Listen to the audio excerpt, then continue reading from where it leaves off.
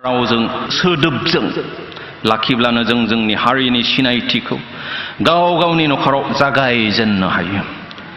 बिमा रावखौ जोंनि गथ'फोरनो फोरोंब्लानो जों जोंनि सिनायथिखौ गावनि नखराव जागायजेननो हायो। जोंनि आबै आबौ आइ आफामोना फोरोंलांनाय खोन्थालांनाय गारलांनाय नेम खान्थिफोरखौ लाखिनानै जों गावनि सिनायथिखौ होनो हायो। अनला खारै मैद्रु बाथोन आरो एम्फौ एनला जानानैबो जों जोंनि सिनायथिखौ बेरखांहोनो हायो। मुंख्लं जोहोलाव डि जाब्रांनि मुङाव जि जोलुर बादायलायनाय होदों बे जोबोद मोजां।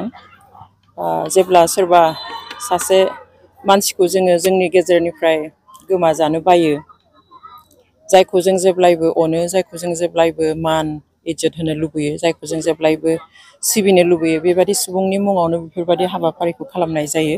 आरो बेबायदिहायनो दिनै मुंख्लं जोहोलाव डि जाब्रांखौबो बर' हारिया अरायबो हारिनि गेजेराव फोथांना लाखिनो नागिरदों। बेबायदि मोनसे हाबाफारिनि गेजेरजों बेवहाय खुंगिरिफोरनिसिम आंनि हामलायथिखौ बावो आरो साबायखर बावो।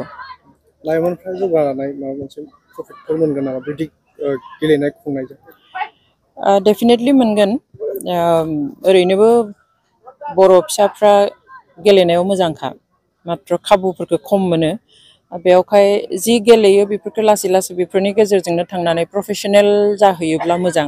गासैबो रोखोमनि गेलेनायखौनो बा मावनायखौनो जुदि जोङो प्रफेशनेल लेभेलाव लांनो हायो, बे बयनिबो थाखाय मुलाम्फा होयो। आरो जों आसा खालामो बर'फ्राबो दा बेबादि जोलुर गेलेनायाव आइजोफ्रानो होन बा हौवाफ्रानो होन बेफोर बादायलायनायनि गेजेरजों जाहाथे जोंनि गेलेग्राफोरखौ प्रफेशनेल जानो थाखाय थुलुंगा होनो हायो।